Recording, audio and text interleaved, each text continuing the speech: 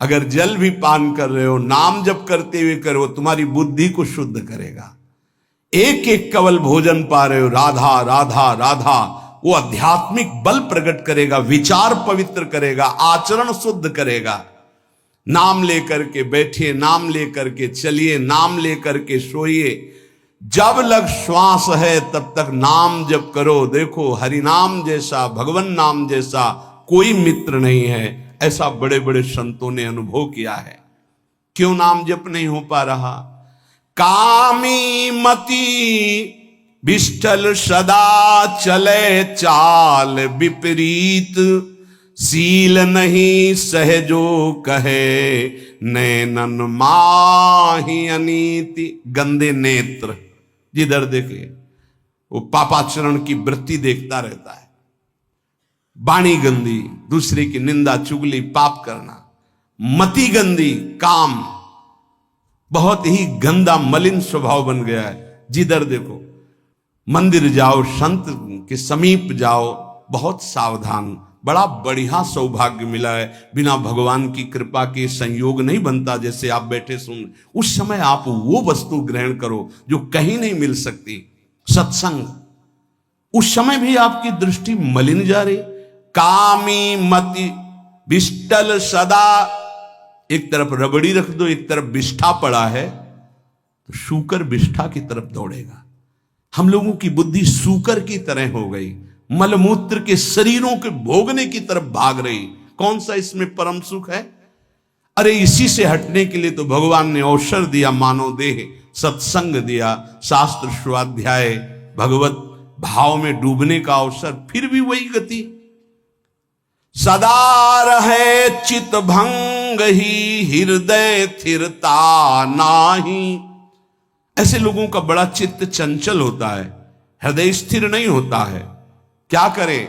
अगर ये भी नाम जप करने लगे तो सब शांत हो जाएगा, काम शांत हो जाएगा, मति पवित्र हो जाएगी। अगर हमारे हृदय में काम बसा रहा तो नाम नहीं चल पाएगा, नाम रुक जाएगा। हमें एक एक चीज पावन करनी इसी नाम से। वाणी, नेत्र, श्रवणेन्द्री, संपूर्ण शरीर, अंतःकरण, तब भगवत मिलन होता है। इसी शरीर को भगवान हृदय से लगाते, ध्यान रखना। जब भगवान प्रकट होते हैं तो ऐसा नहीं है कि वो भाव में केवल प्रकट होते हैं। जैसे हम आप देख रहे हैं, हम आप मिल रहे हैं, ऐसे भगवान अपने भक्तों को हृदय से लगाते हैं। सच्ची मानिए, वो यही हैं, हर समय पास हैं। जिस समय हमारी इंद्रियां पवित्र हो गई, शरीर पवित्र हो गया, हृदय पवित्र हो गया, भगवान करुणा करके प्रकाशित हो जाते, माया का पर्दा हटा देते हैं। पूज्य नारायण स्वामी बड़े सिद्ध महापुरुष हुए।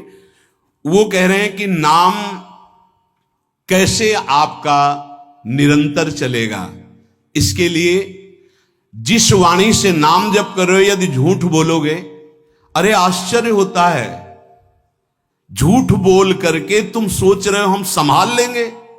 नहीं नहीं, झूठ तुम्हारा नाश कर रहा है, तुम्हें पता नहीं। जिस जिह्वा से नाम जप कर रहे हो, अगर नाम का विशेष फल प्राप्त करना है, जल्दी फल प्राप्त करना है, आपको दुखों से बचना है, पाप भस्म करना है, तो झूठ बोलना बंद कर दीजिए। क्या बिगड़ जाएगा आपका? सच्ची बोलने में क्या बिगड़ जाएगा? सच्ची बोलना शुरू करोगे, हिम्मत नहीं रह जाएगी पाप करने की।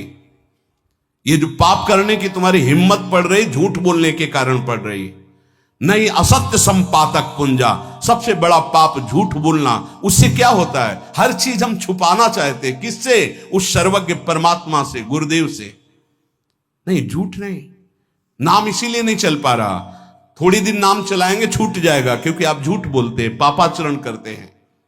अगर नाम को चलाना है तो नारायण स्वामी जी कह रहे हैं, पहली बात मौन का आश्रय लीजिए, कम बोलिए, अधिकतर चुप रहना सीखिए, तभी नाम चला पाएंगे। जो कार्य कर रहे हैं आप उस पर ध्यान दें, उस कार्य को एकाग्रता पूर्वक करें, वाणी को मौन रखें, उस वाणी से धीरे धीरे नाम उच्चारण करें। कम से कम 24 घंटे में 4 घंटे मौन का तो सबको अभ्यास कर लेना चाहिए। 24 घंटे में 4 घंटे मौन का। तो ऐसे ऐसे बुद्धिमान हो कहेंगे हम 6 घंटे मौन रहते हैं। कब? बोले जब सोते हैं तब। आप 4 घंटे कह रहे हो, हम 6 घंटे मौन रहते हैं। 24 घंटे में हम 6 घंटे मौन रहते हैं। बहुत बुद्धिमान है। बोले आप 4 घंटे कहते हो, हम 6 घंटे मौन रहते हैं। तो कब आप मौन रहते हैं? बोले जब सोते हैं तो 6 घंटे सोते हैं, मौन ही रहते हैं उस समय। मौन जागृत की कह रहा हूं, 4 घंटे का। नारायण स्वामी के बहुत बड़े महापुरुष हुए। तुम 4 घंटे मौन का अभ्यास करो, ऐसा निकालो 2 घंटे, 2 घंटे करके 24 घंटे में 4 घंटे मौन। उस समय हम किसी से बात नहीं करेंगे, नाम जप करेंगे। कार्य करो, कार्य करने के लिए मना नहीं कर रहे हैं। कम बोलो।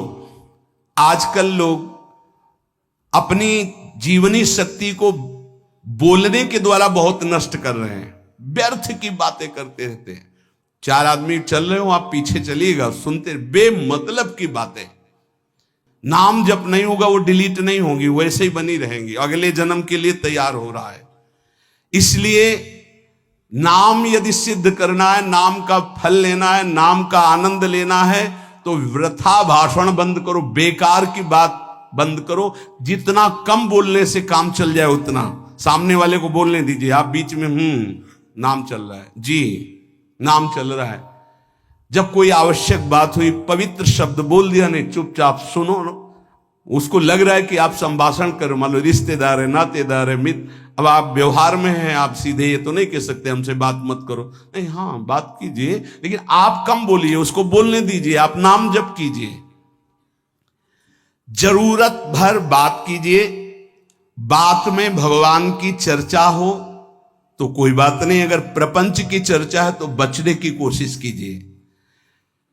अपने संबंधियों, अपने दोस्तों, अपने व्यवहारियों से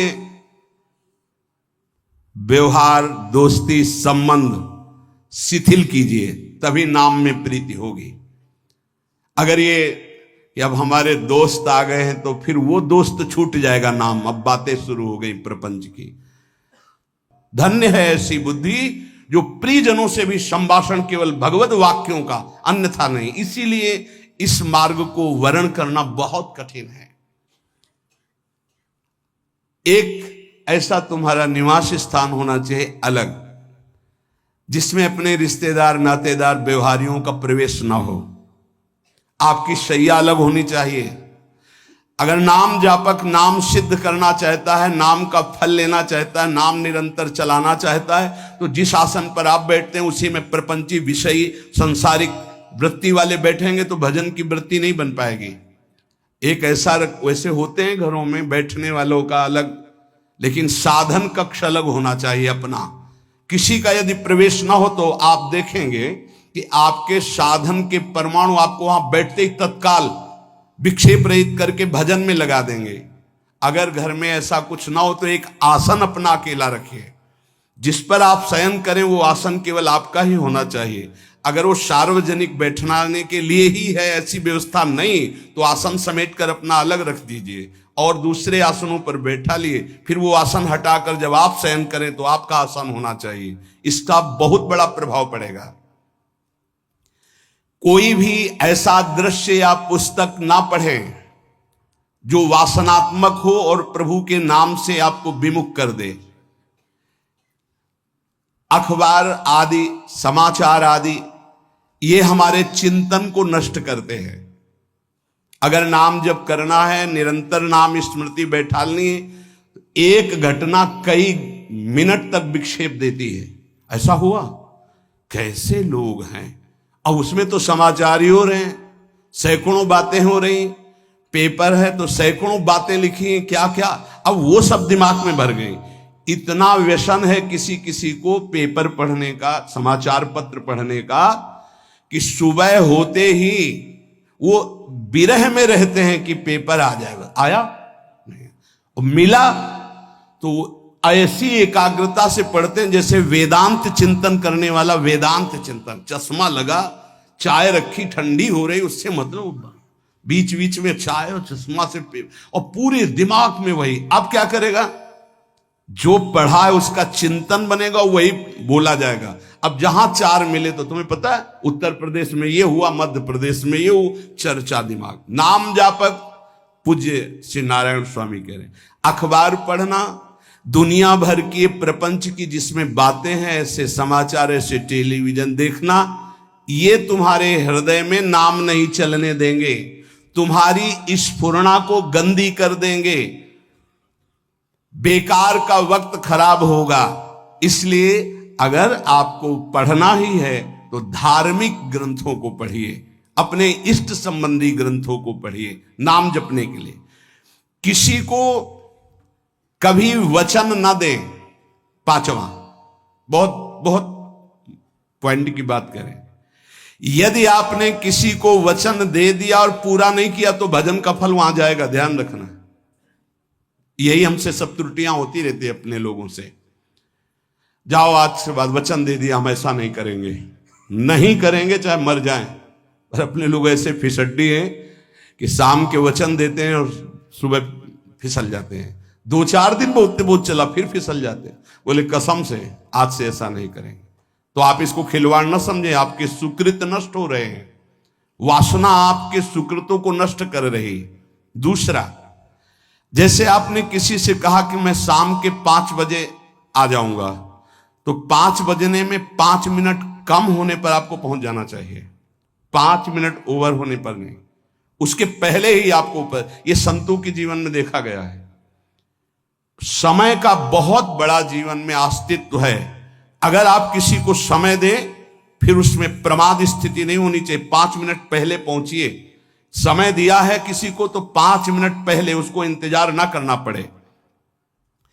रात को सोते समय नाम जापक उपासक विचार करें, मेरा नाम किन किन कार्यों में छूटा, मेरे से कौन कौन सा पाप हुआ, मैंने कौन सी आज गलती की जो नहीं करना चाहिए, और उसे डायरी में नोट करें। नारायण स्वामी कह रहे हैं दूसरे दिन सावधानी पूर्वक वो गलतियां ना होने पावे जो हमने आज की। जब उपासक सत्य बोलना स्वीकार करता है तो उसके हृदय में डर जागृत हो जाता है। ध्यान रखना, डर ये माया के द्वारा प्रेरित है। अगर व्यापार में सत्य बोलेंगे तो पैसा अधिक नहीं आएगा, अगर हम सत्य बोल दिए तो डांट लगेगी, अगर हम सत्य बोल दिए तो सब लोग जान जाएंगे मैं ऐसा गंदा हूं। सच्ची मानिए, सत्य बोलने का नियम ले लीजिए, आप निष्पाप हो जाएंगे, आप महात्मा बन जाएंगे अंदर से, कोई भी पापाचरण आपके जीवन में नहीं रह जाएगा। भगवान का नाम सत्य है, उस नाम को चलाने के लिए झूठ बोलने वाला नाम को कैसे चला सकता है। सत्य बोलने से यदि तुम्हारा नुकसान हो रहा है तो तुम सह जाइएगा। नारायण स्वामी कह रहे हैं उससे बड़ा लाभ आपको श्री भगवान प्रदान करेंगे। आप सत्य बोलिए। आजकल भगवान पर विश्वास नहीं, इसलिए झूठ पर विश्वास है। कलयुग की ऐसी प्रेरणा है कि सब झूठ बोलने लगे हैं, कोई डरता ही नहीं झूठ बोलने में। पूरा का पूरा, जैसे नहीं कहते कुछ तो सत्य होगा, ऐसे ऐसे महानुभाव हैं कि 100% झूठ बोल जाते हैं, 100%। धन्य है मोबाइल जो झूठ बुलाने में बहुत प्रवीण है, बहुत प्रवीण है। अरे भाई हम नहीं मिल सकते, आज हमारा मन नहीं है, खत्म खेल हो गया, सत्य बात है, नहीं मिल सकते आपसे, मत उठाओ फोन। अगर तुम्हें झूठे ही बोलना है तो फोन क्यों उठाओ, नहीं बोलेंगे, नहीं उठाएंगे तो समझ जाएगा कि उनकी रुचि नहीं। ये झूठ क्यों बोलना, सत्य बोलो। झूठ से यदि आप बच गए तो आपके जिह्वा पे नाम निरंतर चलने लगेगा। ये झूठ ही नाम नहीं चलने दे रहा। असत्य आचरण, छुपाने की वृत्ति, असत्य भाषण, ये नाम में प्रीति नहीं। किसी को भी फुसलाने के लिए झूठ मत बोलिए। सत्य बोलने का अभ्यास कर लिए तो पापी जीव भी महात्मा बन जाए।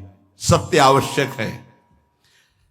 एक बड़े कागज पर ऐसी जगह लिख के रख लो जहां तुम उठते बैठते देखते हो कि मुझे सत्य बोलने का नियम लेना है, झूठ नहीं बोलना है। सत्य साधन कर लो, फिर देखो नाम कैसे चलता है। तपस्या, बड़े बड़े पुण्य, बड़े बड़े तीर्थ स्नान उतना पवित्र नहीं करेंगे जितना सत्य बोलने से होगा। पर बहुत कठिन है इस समय सत्य बोलना। मतलब बात बात पे असत्य का ही वर्ताव हो रहा है, असत्य का अच्छा, ये कोई संसारी आदमी में नहीं, कुछ ऐसे होंगे जो सत्य की वार्ता करते नहीं। प्रायः क्या जाता है, झूठ बोलने में बोल दिया और सामने वाला राजी हो गया, हम निकल गए। लेकिन सत्य ना होने के कारण आप में सत्य आचरण, सत्य स्वरूप भगवान का नाम, भगवान को कहा गया सत्य नारायण, वो नाम नहीं चलेगा। भजन करने का पहला साधन है सत्य बोलना, जबान से सत्य बोला जाए। और भजन की संख्या प्रारंभ में जरूर लेनी चाहिए। यदि 10 माला का नियम लिया, 20 माला का नियम लिया, तो उसे निर्वाह करो। जैसे यहां शरणागति मंत्र मिलता है तो 11 माला प्रारंभ में दी जाती कि आपको करना ही है, ज्यादा हो जाए वो ठीक, 11 से कम वो कभी जीवन में नहीं। अपने जीवन में गुरु आज्ञा 11 माला तो करनी है, हर समय करना है।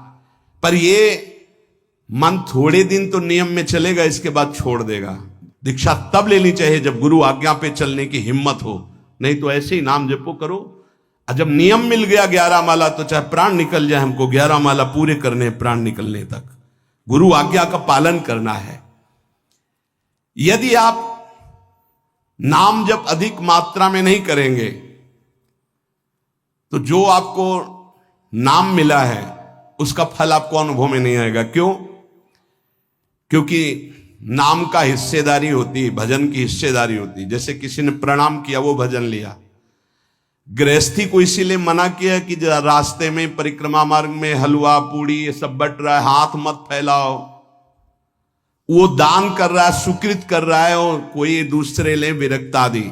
आप अपने भूख मिटाने के लिए 4 रुपया के चना लेके भले पालो, लेकिन दूसरे के द्वारा दिया हुआ हलवा मत पाओ। यहां धाम आए हो, भगवत कमाई करने आए हो, यहां नाम जप करो, कष्ट सहकर परिक्रमा दो। हो सके 4 रुपए की वस्तु लेकर के आप पशु पक्षियों को पवा दो, किसी एक का पेट भर, तुम मत पाओ दूसरे का। तुम चाहो तो उपवास कर सकते हो, या प्राण पोषण के लिए रूखा सूखा थोड़ा खा लो। ये दूसरे के आराम से धाम में हम आए 2-4 दिन खूब खाए पिए नहीं, भागीदारी हो जाएगी तुम्हारे पुण्यों की। वहां ऐसे फ्री नहीं है कुछ।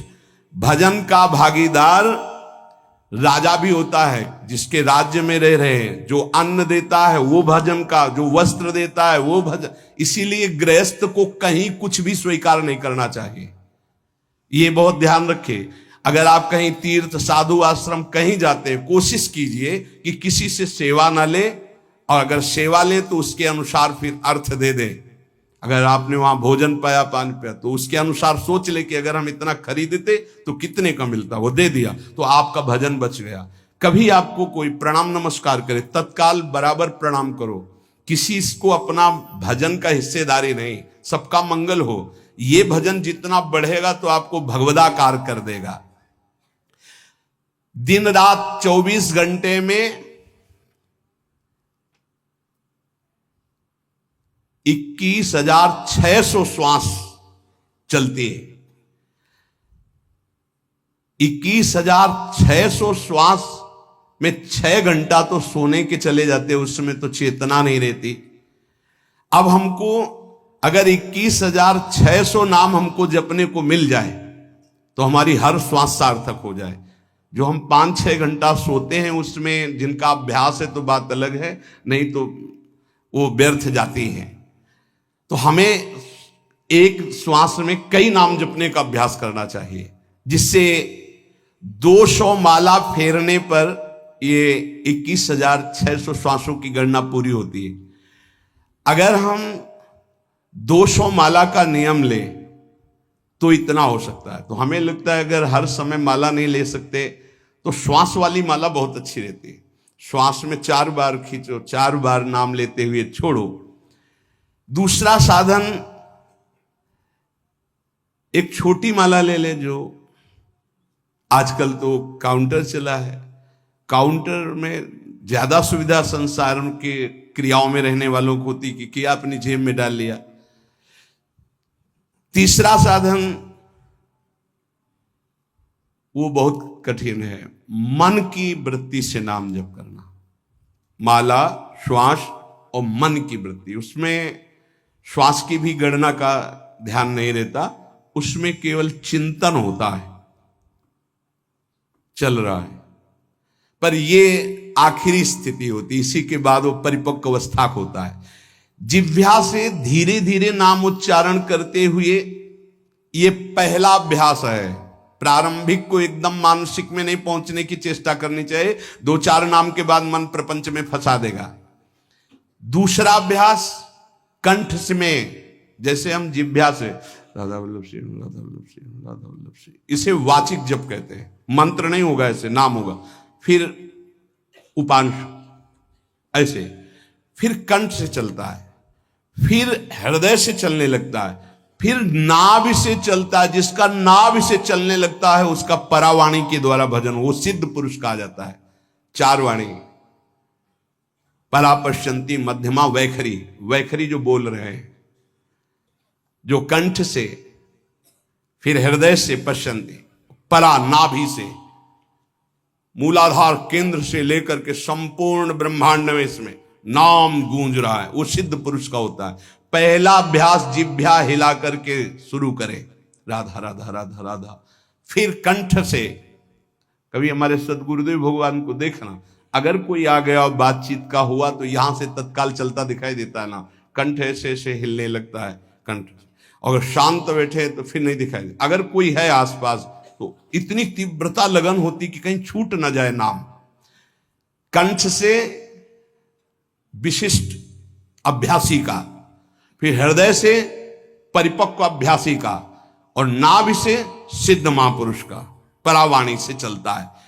अगर 1 वर्ष तक जिह्वा से अभ्यास किया जाए, ये मैंने किया है, नारायण स्वामी कहते हैं, तो दूसरे वर्ष में कंठ से प्रारंभ हो जाता है। 2 वर्ष कंठ से चले तो अगला हृदय से प्रारंभ हो जाता है, और हृदय से 3 वर्ष चले तो फिर नाभि से 7 वर्ष में नाम सिद्ध हो जाएगा। अगर नियम पूर्वक झूठ ना बोले, सत्य आचरण करे, ऐसे नाम जप करे।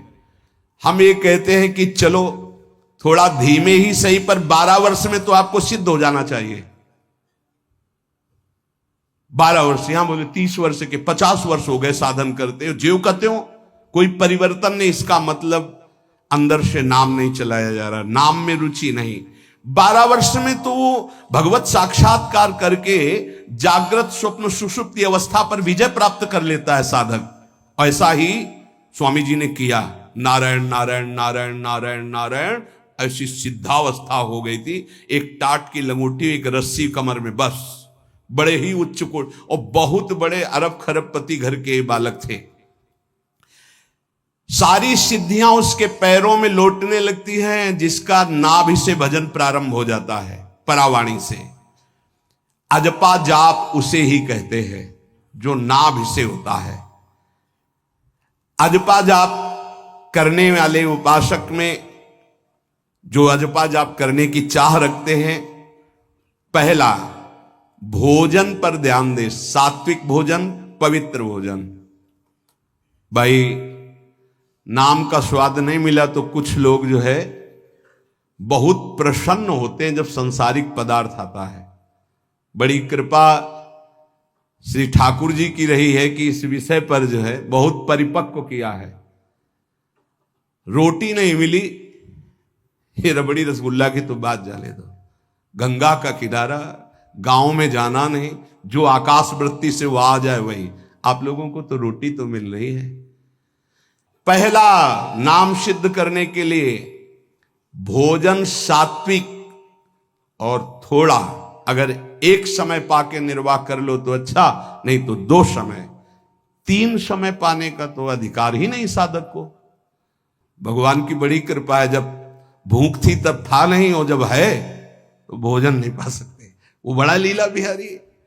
जब भूख थी तब भोजन नहीं, और जब भोजन है तो नियम कानून इसके लग गए हैं, ये इतना इतना। दूसरा, पहला भोजन पर पवित्र। देखो नाम जप के लिए बहुत आवश्यक है। यही जीवन है कि अगर आप नाम जप करने लगे तो हमारा बोलना, हमारा जीना सार्थक हो जाएगा।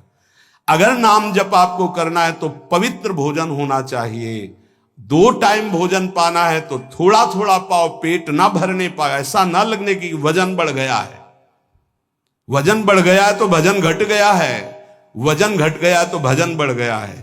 देखो, तुम्हारे संसारिक संबंधी माता पिता चाहेंगे कि तुम्हारा चिकना शरीर होना चाहिए, हष्ट पुष्ट होना चाहिए, लेकिन हम चाहेंगे कि तुम्हारा भजन पुष्ट होना चाहिए, भगवदाकार वृत्ति होना चाहिए। शरीर तो आज है, कल नहीं रहेगा, चाहे जितना चिकना कर लो। संसारिक माता पिता के प्यार में और गुरु के प्यार में यही अंतर है। वो आपके स्वरूप को पुष्ट करेगा तो शरीर तो अपने आप, मन प्रसन्न है तो वो स्वस्थ है, अस्वस्थ होने पर भी स्वस्थ है। अगर शरीर स्वस्थ है और काम वासना है, नाना प्रकार की चिंताएं, ये थोड़ी माता पिता दूर कर पाएंगे। वो तो तपस्या और साधना से ही दूर होती है, ध्यान रख लीजिए। अधिक भोजन पाना, शरीर को बहुत पुष्ट बलवान कर लेना, तो हर इंद्रियों को भोग देना पड़ेगा आपको। वो कोई तपस्वी होता है, जो तपस्वी होता है वो संयमी होता है, जो संयमी होता है उसके चर्बी नहीं होती, ध्यान रखना। युक्ताहार विहार से, प्राण पोषण के लिए केवल शरीर में अन्न जाए तब नाम में प्रीति होगी। खाते खाते अनेकों जन्म व्यतीत हो गए, वर्षों व्यतीत हो गए, अरे अब तो भजन कर लो, कहां तक खाओगे? ये नरक कुंड है, डाला विष्ठा बन गया। नींद, एक नियम बना लो कि इतना ही सोना है। पता नहीं सोने में कौन सा सुख, नींद में केवल एक बात का सुख होता है, आपका संसार का चिंतन नहीं होता, तो आप जो शांत रहते हैं वो सुख होता है, लेकिन वो तमोगुणी सुख है। अगर आप जागृत में संसार का चिंतन न होने दें और भगवत चिंतन कर रहे हैं तो आप महापुरुष हो जाएंगे। सो सो के जीवन क्यों बर्बाद करते? एक टाइम रखिए सोने का, बस। ये कोई तुम्हारा सुख नहीं है, ये तमोगुणी सुख है। निद्रा आलस्य प्रमादोत्तम तत्तामस मुदाहृतम। और एक बात समझ लो, यद तज्ञे विषमी परिणामे अमृतोपमम, जिसमें विष जैसा शुरुआत में लगता है उसका परिणाम अमृत होता है, और जिसकी शुरुआत अमृत जैसी लगती है उसका परिणाम विष होता है। प्रातःकालीन उठ करके सत्संग में आना विष जैसा लगता है, लेकिन उठ के आ रहे हो तो इसका फल अमृत होगा। ब्रह्म मुहूर्त में सो रहे हैं, जीवन बर्बाद कर रहे हैं, अरे ब्रह्म मुहूर्त में उठिए, स्नान कीजिए और सच्चिदानंद भगवान में चित्त को जोड़िए। ये विष जैसा लगता है, परिणाम अमृत जैसा होता है। तीसरा, 24 घंटे में 1 घंटे का तो एकांतवास करना सीख ही लो, चाहे गृहस्थ हो चाहे कोई भी हो। 1 घंटे हमसे कोई बात नहीं करेगा, अपने दरवाजा बंद, थोड़ा 1 घंटे कोई ऐसा समय निकालो जिसमें चित्त को केवल श्री कृष्ण से जोड़ो, प्रियाजू से जोड़ सको। चौथा, विरक्त साधक, तकिया, गद्दा, ये सब चीजें अगर लगा के सोओगे तो नाम जप नहीं होगा। देखो, हितधाम में कुशासन और एक ईंट कुशासन के नीचे, सर्दी में ओढ़ने के जो हमारे कंबल थे वो आटे का बोरा बलराम जी ला के दे थे। जीवन को यदि आप कसौटी पे नहीं कसेंगे तो भजन नहीं होने वाला। अब तो शरीर रोग से ग्रसित है, आप चाहे जहां रखो चाहे जैसे रखो, प्रिया जो जाने। जब तक हमें भगवदाकार वृत्ति ना हो जाए तब तक विषयों को स्वीकार नहीं। ऐसे हैं साधक, बड़ा सुख मिलता है। एक ऐसे पड़ा हुआ है आसन, उनके कमरे में जाके देखिए, केवल आसन ही है। कितने ऐसे साधक राधा के कुंज में रहते हैं जिनकी चटाई केवल है, न तकिया है, न गद्दा है, न कोई। उसी चटाई को ऐसे खड़ा कर दिया, बिछा लिया, बस उसी में पड़े, भोजन मिला पा लिया, ऐसे रह रहे हैं। कमरे में देखो जाके तो ऐसा लगेगा कि इसमें कोई रहता ही नहीं, कुछ है ही नहीं, केवल चटाई है। तकिया गद्दा विशेष विलासिता की वस्तुएं, तो नाम जप नहीं होने वाला, ध्यान रखना। जहां पड़े आराम से नींद आ जाएगी, सो जाएंगे, और जब तो नींद उतनी आएगी जितनी आवश्यकता है। भजन का खजाना तिजोरी में रखें, कभी किसी से बताएं नहीं कि आपका भजन कितने माला कितना होता है। पूज्य नारायण स्वामी जी कह रहे हैं, भजन को खजाने में रखने का मतलब है लूटने वाले डाकू माया भेजती है, काम क्रोध लोभ मोह मद मत्सर आदि। और प्रिय गृहस्थ भगत आदि। कैसे प्रिय गृहस्थ? स्वामी जी अब ये सब आप ही कहा है, बहुत बीमार है, आप देखना। ठीक है, दूसरे की दुख निवृत्ति करना संत का स्वभाव होता है, पर हम जिस मार्ग के पथिक हैं, हमारा कर्तव्य है, हमारे पास हमारे प्रभु के सिवा कोई नहीं, हमारा जो कुछ है वो प्रभु हैं। ए भैया, जैसा श्री जी चाहेंगे वही सब मंगल करेंगे, ये शब्द होना चाहिए, उससे उसका भी मंगल होगा, आपकी भक्ति पुष्ट होगी। कभी भी जो गृहस्थ में भजन करता है, किसी भी तरह का किसी से भी कोई प्रतिग्रह ना ले, नहीं ले लो, ये लो ही बढ़िया है, रख लो, नहीं महाराज हमारा ये मार्किन का गमछा ही काफी है हमारे लिए, नहीं नहीं नहीं, ये प्रसाद पाल, हाँ इतना किनका दे दीजिए, भगवत प्रसाद ये हमारे लिए पर्याप्त। गृहस्थी में अगर आप भजन करते हैं तो अपने भजन को बचाने के लिए किसी से भी दान पुण्य, किसी का भी बट रहा है वो स्वीकार न करें, किसी से प्रणाम नमस्कार, किसी से अपनी सुविधा सेवा स्वीकार न करें। और जो विरक्त है उसको ध्यान रखना चाहिए कि हमारा जीवन केवल जगत मंगल के लिए विश्वेश्वर भगवान को समर्पित जीवन है, ना हम किसी को शाप दे सकते हैं, ना किसी को वरदान दे सकते हैं। सेवक स्वामी की इच्छा को देखता है, ऐसा ऐसा, हाँ प्रियाजू की जैसी इच्छा होगी वैसा नहीं, आप ऐसा नहीं, प्रियाजू का बस जबान से कभी ना किसी के प्रति शाप का, और ना हरिराम व्यास जी ने कहा है कि शाप और वरदान हमारे स्वामी की, तो हमें हर बार में यही बोलना है, जैसी प्रियाजू की इच्छा, जैसी श्यामाजू की इच्छा। नहीं आप कुछ कह दीजिए तो राधा राधा राधा, नहीं कैसे मंगल होगा, आशीर्वाद दीजिए राधा राधा राधा, बहुत संभाल के। महात्माओं को इस बात में सावधान रखना चाहिए कि ये माया ममता का रूप धारण करके तुम्हारी तिजोरी को खाली कर देगी। खजाना लूटने के लिए माया, बहुत अनुभवी महापुरुष है, सेवक के रूप में आती है, खास सेवक बनकर। आज तक जहां दगा हुआ है तो खास से हुआ है। जब वृक्ष कटने लगे तो आपस में बात की, भाई ऐसा कौन आ गया जो हमें काट सकता है? बोले हमारा कोई मिल गया। तो कुल्हाड़ में जो बेंट है ना, बोले मिल गया कोई हमारा। खास बन करके आती है माया, सेवक सेविका रूप लेके। बहुत अनुभव की बात महापुरुषों की, मान लीजिए विरक्त जनों के लिए खास बात है। सेवक सेविका रूप रख करके माया आएगी। इसके बाद अगर आपने स्वीकार किया, फिर तुम सेवक होगे, वो स्वामी होगी। समझ रहे हो? बहुत अंदर से इस बात को समझ लीजिए। अगर आपको भगवत प्राप्ति करनी है तो जब तक शरीर में श्वास रहे, सेवा मत स्वीकार करना किसी की।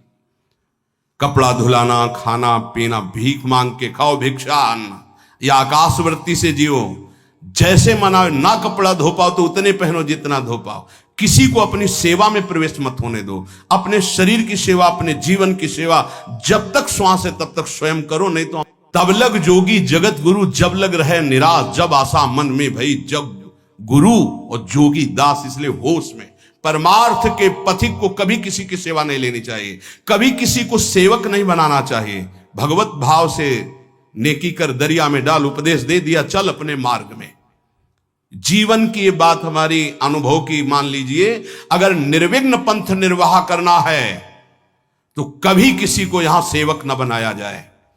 सेवक सेविका के रूप में स्वीकार करने वाले साधु का हृदय आग की तरह जलने लगता है। जो जिंदगी भर निश्चिंत और निर्भय रहा, उसे भयभीत और चिंतायुक्त होना पड़ता है। अपने भजन को खास तिजोरी में रखे, अपने में जो सिद्धियां जागृत हो कभी प्रकट ना होने दे, उनका कभी प्रयोग ना करे। एक एक शब्द पर ध्यान देना। उसी को भगवत प्राप्ति होती है जो अपनी सिद्धि को प्रकाशित नहीं करता। ये माया त्रिशंकु की तरह लटका देती है, न स्वर्ग में न भूमि में। देखो सेवक जी महाराज कहते, ऐसे न वैसे रहे मजरेढ़ो, पाछलियो जो करी निर्भाषित। न परमार्थ के न व्यवहार के, ये गांठ बांध लो, हाथ जोड़ के कह रहा हूं, सेवा के भाव से माया प्रवेश करती है और स्वामी भाव को रौंद करके सेवक बना लेती है। फिर जैसा चाहती वैसा नाच नचाती है, कोई भी हो। इसलिए होश में, यदि भगवत मार्ग में चले हो तो कष्ट सहो, शरीर की स्वयं सेवा करो। सौभाग्य मत मनाओ कि कोई तुम्हारी सेवा कर रहा है, दुर्भाग्य है जो तुम सेवा ले रहे हो। हाँ, अब शरीर इस काबिल नहीं तो श्री जी जैसा जाने वैसा। जब तक पानी उठा के पीने लायक हो तो किसी से पानी मत मांगना, किसी को अपना मत बना लेना। जब तक भगवत साक्षात्कार ना हो किसी को शिष्यत्व में मत स्वीकार कर लेना, नहीं तो बात समझ लेना, आगे खुद आपको समझ में आ जाएगा। किसी भी तरह से अपनी तिजोरी को ना खुलने देना तो भगवत साक्षात्कार हो जाएगा। बोले नहीं, हमारा तो परहित की भावना और प्रचार करना है, तो है क्या तुम्हारे पास प्रचार करने के लिए? परहित की भावना के लिए है क्या तुम्हारे पास? जब तक सर्वत्र श्री कृष्ण का अनुभव नहीं हो जाता तब तक उसमें कोई सामर्थ्य नहीं होती, और जब सर्वत्र वासुदेव का अनुभव करता है तो उद्धार किसका करना है? विचार करके देख लीजिए। फिर वो स्वांता सुखाय तुलसी रघुनाथ गाथा। इसलिए भजन के खजाने को बचा के रखो। रूखा सूखा टुकड़ा खा करके गंगा जल यमुना जल का आचमन करके जीना सीखो। अच्छे अच्छे पदार्थ सामने होने पर वही पदार्थ स्वीकार करो जिससे तुम्हारी जिह्वा रुचि ना कर पावे। ये दुष्ट है, इस दुष्ट को दंड दो। नारायण स्वामी जी ने कहा है, आगे हमने कल चिंतन में पढ़ा था, कह रहे हैं कि हमने इसको कैसे वश में किया। जहां गरम जलेबी बनती थी वहां खड़े हो जाते थे, कहते देखो कितनी बड़ी हाल है, नहीं मिलेगी तुझे, चलो। पूरी बाजार में घुमाते थे और कहीं भी इसको नहीं, और अगर संयोग वसात मिल जाती थी तो गंगा जल में फेंक देते थे। हरिद्वार में नारायण स्वामी जी गंगा जल में फेंक देते। हाँ, बहुत बढ़िया बीठी, ये ले। अपने हृदय को पावन रखने के लिए इसी जन्म में भगवत प्राप्ति के लिए आहार को सुधारा जाए और निरंतर नाम जपने का अभ्यास किया जाए। शेष चर्चा की। श्री राधा वल्लभ लाल की।